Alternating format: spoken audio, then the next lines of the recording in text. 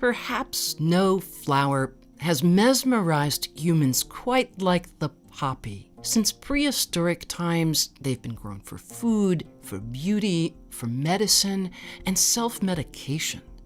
Opium poppies produce addictive and powerful narcotics. In some countries, it's illegal to cultivate them. In addition to the notorious opium or breadseed poppy, there are about 70 other species in hundreds of varieties, from the frilly Papaver orientale to the feathery annual Papaver somniferum lacinatum. Poppies are symbols of remembrance. Through antiquity, they were regarded as sacred, mysterious, magical, and as indications of health, wealth, and fertility. They've even made their way into popular culture. With poison in it, but attractive to the eye and soothing to the smell. Poppies. Poppies. Poppies will put them to sleep. Sleep. Now they'll sleep. When author Frank Baum wrote The Wizard of Oz at the turn of the 20th century, opium was an everyday drug, as it had been for hundreds of years. In 1753, the Swedish botanist Carl Linnaeus used the Latin word meaning sleep-bringing to categorize the opium poppy as Papaver somniferum. The scientific name reminds us of the poppy's dark power. Like tea, sugar, petroleum, and gold, opium fueled global trade and touched off wars. It was a foundation for traditional medicine and is used in modern pharmaceuticals, but it can also ensnare its users in deadly addiction. Only a handful of countries are permitted to grow opium poppies for medicine. Half of the legal global supply comes from Tasmania, Australia. But an illicit trade endangers people all over the world. There are hundreds of varieties of Papaver somniferum. The seeds are legal to buy and sell in the US. We wouldn't sell them if they weren't. And though opium is technically a Schedule II drug, cultivating poppies as ornamentals or for seed shouldn't get the DEA knocking at your door. Most Papaver varieties contain at least a trace of narcotic elements, though breeders in India have created a variety called Suata that doesn't produce any latex and is free of the alkaloid from which opium is produced. A wild ancestor of poppies, a dwarf species called Papaver setagerum, has grown in the Mediterranean for thousands of years. Opium poppy's closest relative is thought to have hailed from a region along the Black Sea in Turkey. It's often been said that the Sumerians first cultivated poppies in the Middle East around 3000 BC, calling it joy plants. But could it have been the Neolithic farmers of Europe who did it first, some 2,000 years before that? In my heart, I think that they all had a version of the poppy, a very crude poppy. There were things that were then developing from these poppies that they were farming into painkillers. And I think that because Turkey was such a great source of trade, that these things just passed between there for so long, that out of that came the beginning of the opium poppy. No one really knows exactly when it was discovered that poppies also contained opium. It's an alkaloid in the bitter, milky latex that can be coaxed from an immature flower pod with the slip of a sharp blade. But we do know that people have been using it for thousands of years for medicine, ritual, escape, and pleasure. The earliest evidence of opium as a narcotic was discovered at a more than 5,000-year-old Neolithic burial site near Barcelona, where researchers found a poppy seed lodged in the tooth of an elderly man's skeletal remains. By the early days of the Bronze Age, carried through burgeoning trade routes, poppies and poppy seeds took hold in the Eastern Mediterranean, and from there spread around the world. The Minoans, an ancient civilization that thrived in the Aegean Islands off the coast of Greece, were among the earliest to trade in opium poppies. Archaeological explorations along their trade routes found jugs called lekethi depicting scarified poppy pods. It appears that the Minoans had figured out how to harvest opium from poppies. From the very first trading cycles that go around the ancient classical world, we have poppy seeds passing around.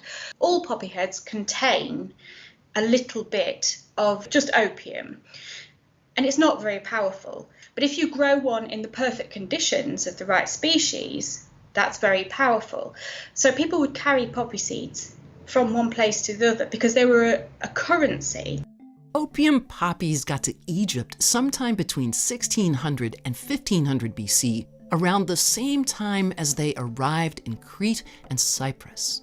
Egyptians began cultivating poppies known as Opium Thebaicum in fields around the capital of Thebes, a city along the Nile. The opium trade flourished, and its medicinal value was embraced. The Ebers Papyrus, an exhaustive plant medicinal encyclopedia dating to 1534 BC, documents poppy's use for insomnia and as an anesthetic and pain reliever. The 110-page scroll, taken from a tomb in the 19th century and sold to German Egyptologist Georg Moritz Ebers, also offered advice on how to stop a crying child. Mix poppy pods with fly dirt, which is on the wall. It acts at once. The ancient Greeks saw opium poppies as sacred and believed that Demeter, the goddess of harvest, earth, and renewal, first discovered them. Demeter and her daughter Persephone were often depicted carrying grain in one hand and poppies in the other. Hippocrates, the Greek physician considered to be the father of Western medicine, recognized opium's usefulness as a narcotic and a medicine. It took hold in the Arab world as well. For example, the renowned Muslim physician Al-Razi may have been the first to use it as a general anesthetic. Some scholars believe that Alexander the Great introduced the opium poppy to India around 300 BC. It's also possible that Arabs introduced it in the 7th century AD as they conquered territory ranging from Spain to northern India. Ayurvedic medical texts don't mention opium at all until around the 8th century. There's no record of opium as part of ancient Chinese medical tradition before the 7th century. It didn't arrive there until Arab traders brought it sometime during the Tang dynasty between 618 and 907, spread through the Silk Road trade routes that connected Asia, Europe, and parts of Africa.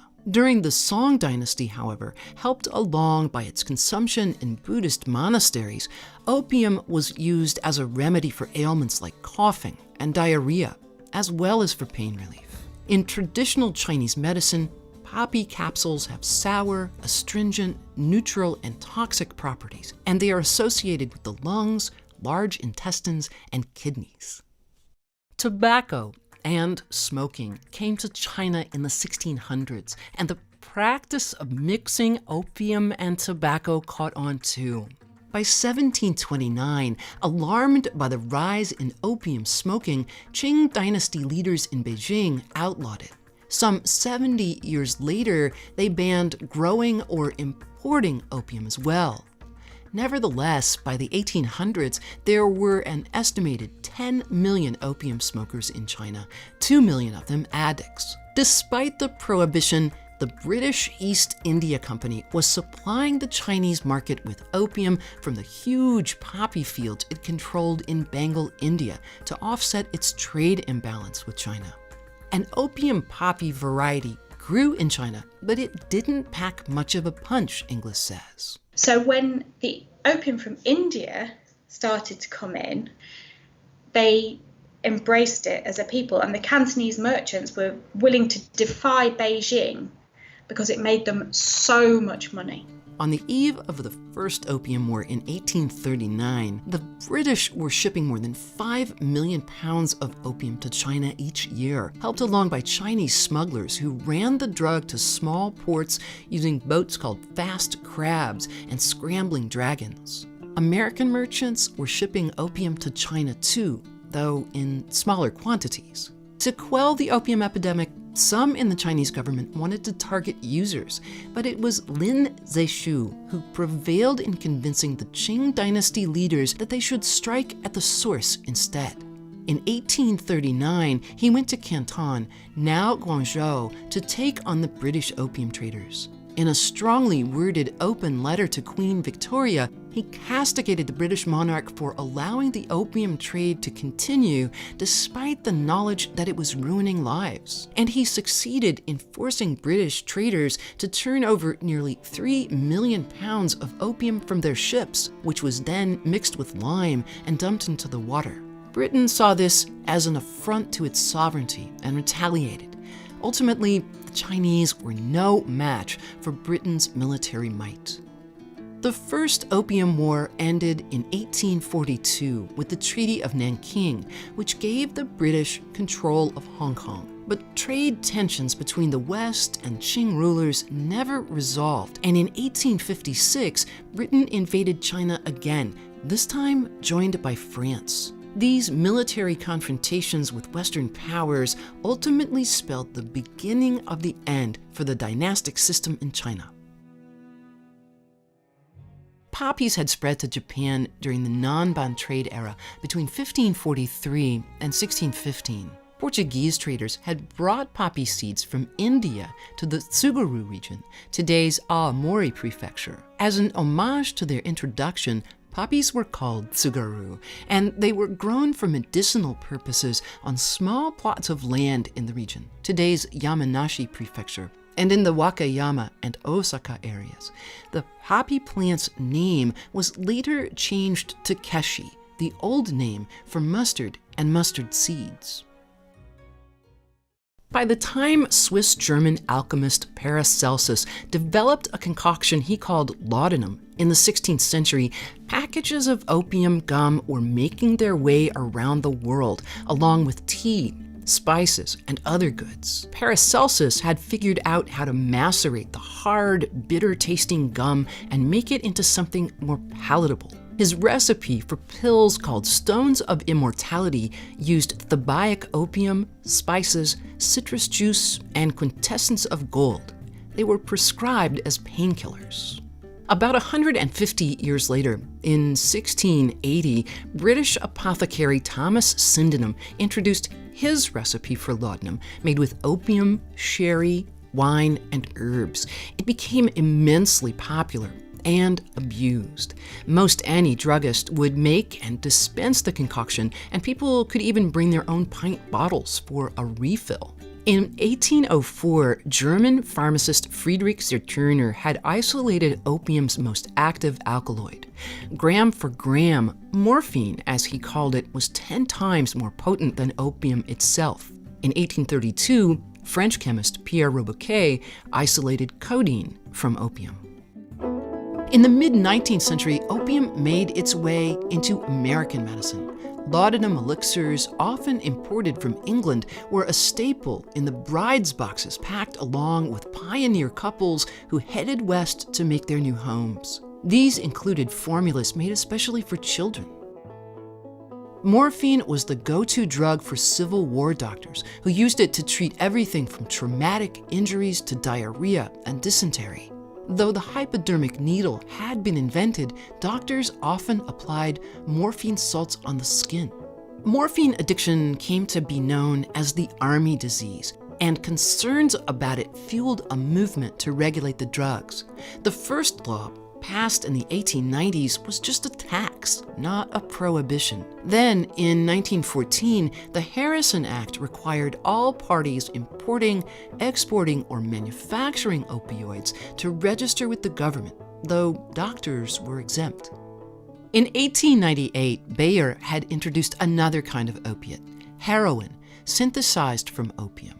At first, it was hailed as a wonder drug. until it became clear that heroin was highly addictive.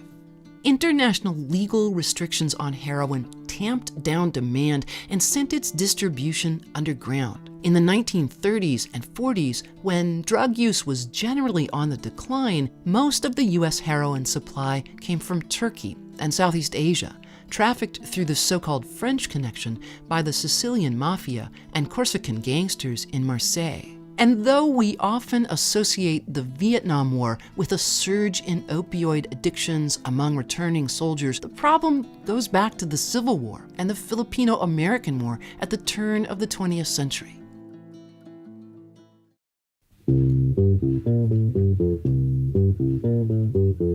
Cheap and easy access to heroin during the Vietnam War, much of it from across the Cambodian border after the Civil War there, along with a cultural shift in attitudes toward drugs, led to an epidemic of heroin abuse among service members dealing with the stress of combat.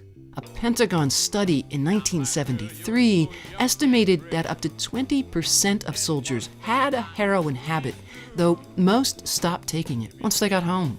Against the backdrop of the war, President Richard Nixon declared a war on drugs and in 1970 signed the Controlled Substances Act that consolidated the nation's drug law. America's public enemy number one in the United States is drug abuse. In order to fight and defeat this enemy, it is necessary to wage a new all-out offensive. The DEA considers heroin as a Schedule I drug, highly addictive with no medicinal value, but it continues to flow through illegal channels. Today, the heroin supply comes largely from the Golden Triangle of South Asia, Thailand, Laos, and Myanmar, and the Golden Crescent of Iran, Pakistan, and Afghanistan, as well as Mexico and Colombia. Most heroin in the U.S. comes from Mexico and South America, according to the U.S. military. In Southeast Asia, illicit poppy fields grow in the interior highlands on remote mountain slopes 3,000 feet or more above sea level. Growing opium poppies has traditionally been the work of indigenous highland farmers, not the dominant ethnic groups of the lowlands. Though it's less so the case today, these farmers grew abundant yields of poppies without fertilizers, insecticides, or irrigation on small plots of land just an acre or so. Heroin production tends to flourish in the most remote, impoverished, and war-torn of places where government infrastructure and economies are weak. Nowhere is this more true than in Afghanistan, by far the world's largest producer of heroin. By some estimates, opium accounts for a third of Afghanistan's gross domestic product, with a value of nearly $7 billion a year. Under the Taliban, opium production fell essentially to zero in Afghanistan after its leader, Mullah Muhammad Omar, instituted a ban in the year 2000, declaring it un-Islamic. But poppy farming resumed in the chaotic days following the U.S. invasion of Afghanistan in the fall of 2001. The Taliban imposed a tax on opium farmers and traffickers, an income stream that the U.S. badly wanted to curtail. Opium poppies and the heroin trade have been deeply entangled with U.S. policy in Afghanistan for decades. Critics say the U.S. military and the CIA turned a blind eye to the heroin trade as the U.S.-backed Mujahideen rebels when the Soviet Union invaded Afghanistan in 1979. Poppies are much more than a source of potent drugs and geopolitical tensions, of course. The seeds can be milled into flour or added whole into baked goods and sweets. They're common in Central and Eastern Europe and range in color from the nutty, oil-rich white seeds to the intensely flavored blue-black ones so good for baking, to the gray and brown seeds that are a bit more bland. They are rich in carbohydrates, calcium, and protein. Poppy oil is used in salad dressings, cooking oil, and products like margarine. It's also used in paints, varnishes, and cosmetics. The thin, densely pigmented poppy petals are made of just 3 layers of cells whose structure resembles puzzle pieces that leave air-filled gaps through which light can scatter. The effect is mesmerizing. No other flower, save perhaps for the tulip, can rival opium poppies for their ornamental beauty and stunning diversity. These annuals grow quickly from seed, creating a gorgeous display in spring gardens, and they are all very similar to start from seed. Well-drained soil is pretty important for poppies. They like some rich soil, but they don't require it. As long as it's well-drained, that's really what's going to make them happy. We can sow poppy seeds in the fall, allowing them to experience the exposure of winter. Those seeds are quite cold hardy. Or we can sow the seeds in late winter, early spring, and they will come to life when they're ready. What's really going to coax them to germinate is 55 degrees Fahrenheit. That is when your poppies are going to start awakening. They need about 15 consecutive days at 55 degrees or warmer in order to be coaxed into germinating. We have many favorites. There's the graceful and gorgeous Hungarian blue bread seed, the showy florist pepperbox with its fringed blooms in purple, red, and pink, the stunning black swan with its double blooms and frilly petals of deep burgundy, the elegant Flemish antique, a new poppy that brings to mind those once seen in antique herbal books, and the lilac pom-pom, whose large, frilly blooms of lilac really stand out against the plant's blue-gray foliage. Poppies dazzle in arrangements, and so do the dried pods, which can be painted for effect or just left as they are. Breeding and selection programs around the world have given us hundreds of other poppy varieties in a rainbow of colors. The perennial oriental poppy, with its generous, bright blooms, can thrive in cooler climates for many years. California poppy is a hardy annual that can grow as a perennial in warm climates. Shirley-type poppies, such as the wonderful Amazing Gray, bring classic sophistication into the annual's garden. And there's the supreme poppy, with its blooms nearly as big as a dinner plate. Butterflies and bees love this one too. Poppies are easy to grow. They love cool to moderate growing conditions, and they do best when the soil is moist but not soaking wet. At Baker Creek, they do beautifully in our winter greenhouses. We also frequently start them inside and then transplant them out when the weather is still cool.